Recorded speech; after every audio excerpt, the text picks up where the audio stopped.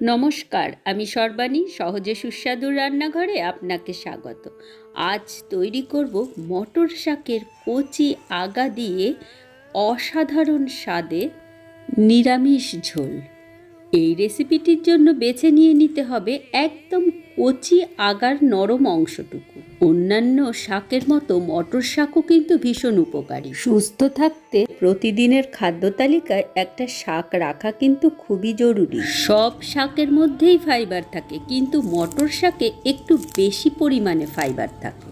এর ফলে কনস্টিপেশন দূর হয়, পেট পরিষ্কার হয়। আর রেগুলার যদি আমাদের পেট পরিষ্কার হয় তাহলে বহু রোগকেই দূরে হাঁটিয়ে দেওয়া যায়।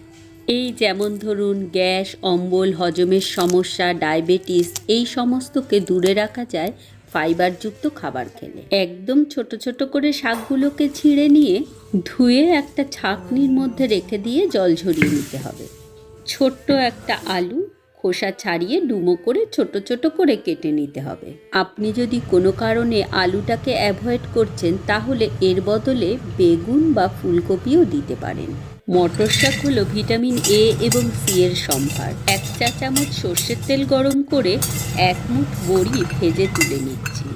ভিটামিন এ যে আমাদের চোখের জন্য ভীষণ উপকারী তা তো মোটামুটি আমরা সবাই জানি।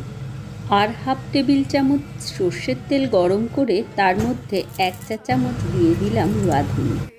ডুমো করে কেটে নেওয়া আলুটা দিয়ে এত ভালো করে ভাজতে হবে আলুটা যেন ভাজতে ভাজতেই সেদ্ধ হয়ে যায়। 1 কাপ জল, নুন, হলুদ। মটর শাক আয়রন, ক্যালসিয়াম, প্রোটিন ও ফলিক অ্যাসিডে ভরপুর। এই প্রত্যেকটা নিউট্রিয়েন্টসই আমাদের সুস্থ থাকার জন্য ভীষণ জরুরি। জলটা ফুটে উঠলে মটর শাকটা দিয়ে ঢাকা দিয়ে শাকটা শুধু সেদ্ধ হতে দিন। ততক্ষণে বড়িটাকে একটু গড়িয়ে নিন। খেয়াল রাখতে হবে শাক যেন খুব বেশি ওভার কুক হয়ে না যায়, তাহলে শাকের যেমন সবুজ রঙটা থাকে না, সাথে সাথে শাকের খাদ্যগুণটাও নষ্ট হয় অনেকটাই। এবার দিয়ে দিন বড়িটা।